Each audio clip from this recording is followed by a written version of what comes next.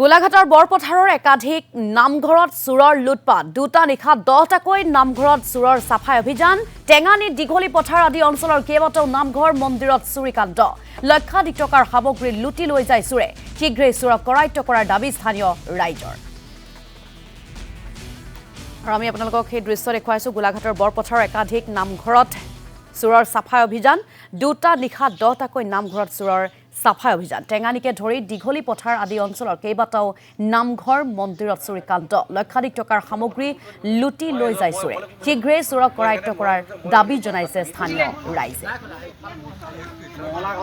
আমাৰ নামঘৰত মানে 2 নং টেঙানী নামঘৰত চুৰ হৈছে গতিকে আমি আহি দেখিলোঁ যে মণিকূটৰ তলা ভাঙি পেলানি দানপাত্ৰ লৈ গৈছে দানপাত্ৰত প্ৰায় 15-16 হাজাৰমান টকা আছিলে আমি মানে বছৰেকতে আৰু হেৰি কৰোঁ তাৰপৰা কাঁহৰ গঠি 4টা লৈ গ'লোঁ এইখিনি নিছে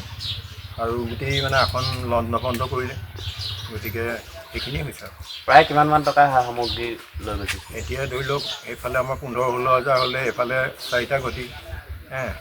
3000 টকা ধৰিলেও মানে 14-17 হাজাৰমান টকাৰ আমাৰ বস্তু লৈ গৈছে